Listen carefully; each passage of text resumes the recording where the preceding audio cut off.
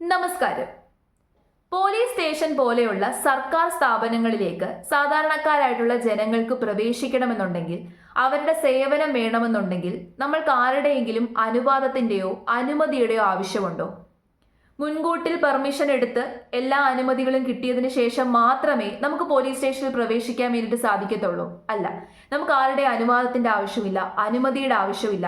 സർക്കാർ സ്ഥാപനങ്ങളിൽ നിന്ന്, പ്രത്യേകിച്ച് പോലീസ് സ്റ്റേഷനിൽ നിന്ന് നമ്മൾക്ക് എന്തെങ്കിലും സേവനം വേണമെന്നുണ്ടെങ്കിൽ നമുക്ക് ഡയറക്റ്റ് ആയിട്ട് അവിടേക്ക് കയറി ചെല്ലാം.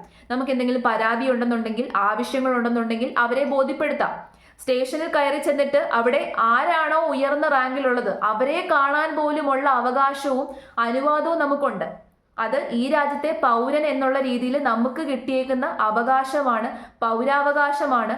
അതിന് തടസ്സം നിൽക്കാൻ വേണ്ടിയിട്ട് ആർക്കും അനുവാദമില്ല. അതിപ്പം മന്ത്രിമാർക്ക് പോലും അനുവാദമില്ല. നമ്മൾ തെരഞ്ഞെടുത്ത് വിട്ട റെപ്രസെൻറ്റേറ്റീവ്സിന് പോലും ആ അധികാരം ലംഘിക്കാനുള്ള അനുവാദമില്ല. അപ്പൊ നമ്മുടെ അധികാരമാണത്. നമുക്ക് സ്വതന്ത്രമായിട്ട് അവിടേക്ക് കയറി ചെല്ലാം. നമുക്ക് ഒരു രീതിയിലുള്ള അനുവാദത്തിന്റെയും ആവശ്യമില്ല. എന്നാൽ ഒരു പോലീസ് സ്റ്റേഷൻ, കൊല്ലത്തുള്ളൊരു പോലീസ് സ്റ്റേഷൻ ഒരു വിചിത്ര അറിയിപ്പുമായിട്ട് ഇറങ്ങിയേക്കാണ്. ആ പോലീസ് സ്റ്റേഷനിലേക്ക് കയറണമെന്നുണ്ടെങ്കിൽ മുൻകൂട്ടി നമുക്ക് അനുവാദം വേണം. അനുവാദം വാങ്ങിച്ച് ഒരു സ്ക്രീനിങ് ടെസ്റ്റ് കഴിഞ്ഞതിന് ശേഷം മാത്രമേ നമുക്ക് ആ പോലീസ് സ്റ്റേഷൻ അകത്തേക്ക് പ്രവേശിക്കാൻ പറ്റത്തുള്ളത്രേ.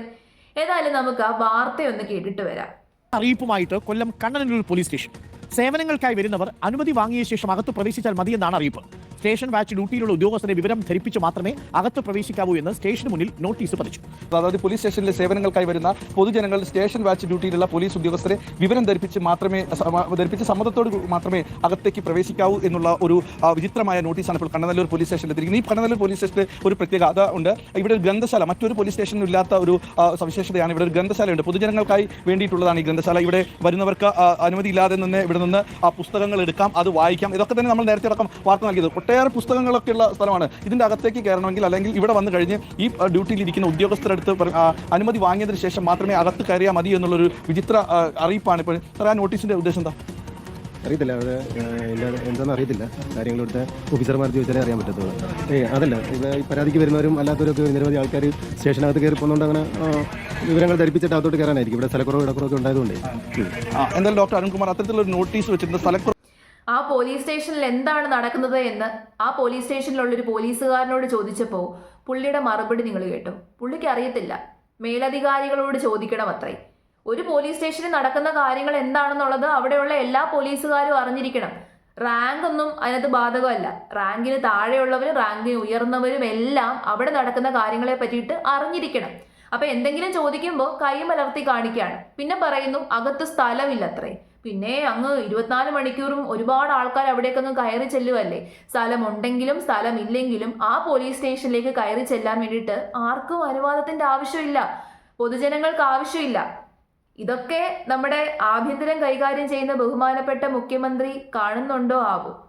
വല്ലാത്ത രീതിയിലാണ് ഇപ്പം നമ്മുടെ നാട്ടിലെ പോലീസുകാർ പ്രവർത്തിച്ചുകൊണ്ടിരിക്കുന്നത്. അവർക്കാർക്കും ഒരു പേടിയില്ല, എന്ത് വൃത്തികേടും കാണിക്കാം. അവര് പദവി ദുരുപയോഗം ചെയ്തുകൊണ്ടിരിക്കുകയാണ്. എന്നാൽ ശിക്ഷ വല്ലതും കിട്ടുന്നുണ്ടോ? ശിക്ഷയൊന്നും കിട്ടുന്നില്ല.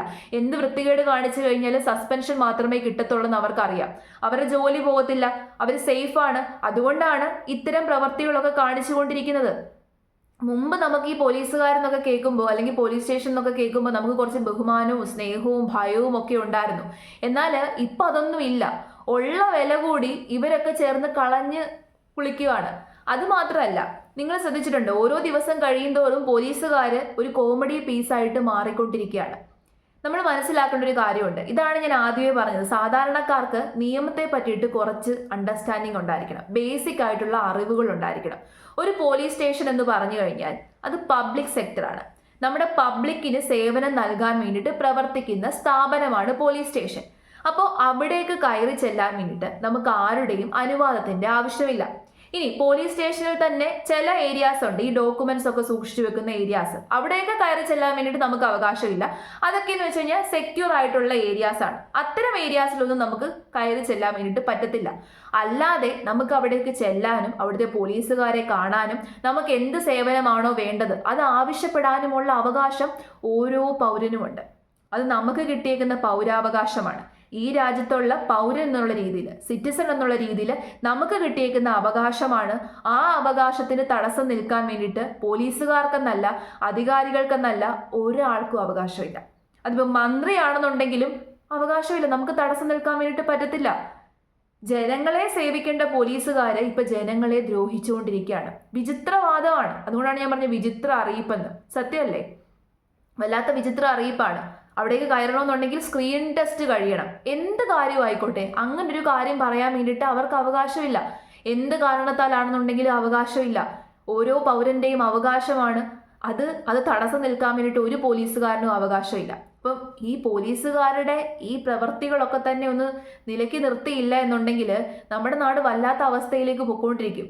ഓരോ പോലീസ് സ്റ്റേഷനിൽ നിന്ന് പുറത്തേക്ക് വരുന്നത് ഓരോ രീതിയിലുള്ള വാർത്തയാണ്. അനാവശ്യമായിട്ട് ആൾക്കാരെ കൊണ്ടുപോയി ഇടിക്കുന്നു, പരാതിക്ക് ചെന്ന് യുവതിയുടെ വാട്സപ്പിലേക്ക് മെസ്സേജ് അയക്കുന്നു, അശ്ലീല സന്ദേശങ്ങൾ അയക്കുന്നു. അങ്ങനെ വളരെയധികം കുത്തഴിഞ്ഞ രീതിയിലാണ് ഇപ്പോൾ പോലീസുകാർ പ്രവർത്തിച്ചുകൊണ്ടിരിക്കുന്നത്. നല്ല പോലീസുകാരുണ്ട്, ഇല്ലെന്നൊന്നും പറയത്തില്ല. പക്ഷേ ചീത്തയായിട്ടുള്ള ആൾക്കാരാണ് അധികവും. അതിന് ഒരേ ഒരു കാരണമേ ഉള്ളൂ, അവർക്ക് നല്ല രീതിയിലുള്ള പണിഷ്മെന്റ് കിട്ടുന്നില്ല. നമ്മളെല്ലാവരും ജീവിക്കാൻ വേണ്ടിയിട്ടാണ് ജോലി ചെയ്യുന്നത്. അപ്പോൾ ആ ജോലി നഷ്ടപ്പെടും എന്നുള്ളൊരു സിറ്റുവേഷൻ ഉണ്ടെന്നുണ്ടെങ്കിൽ മാത്രമേ നമ്മൾ വളരെ ആത്മാർത്ഥമായിട്ട് ജോലി ചെയ്യത്തുള്ളൂ. ഇല്ലെന്നുണ്ടെങ്കിൽ നമ്മളുടെ ആത്മാർത്ഥതയൊക്കെ വളരെ കുറവായിരിക്കും. അപ്പോൾ പോലീസുകാരെ സംബന്ധിച്ചിടത്തോളം അവരുടെ തൊപ്പി തെറിക്കും എന്നുണ്ടെങ്കിൽ അവർ വളരെ ഉത്തരവാദിത്വത്തോടെ ജോലി ചെയ്യും. അങ്ങനെയല്ല എന്നുണ്ടെങ്കിൽ അവർക്കാരെയും ഭയവുമില്ല, അവർ തോന്നുന്നത് പോലെ ജോലി ചെയ്തുകൊണ്ടിരിക്കും.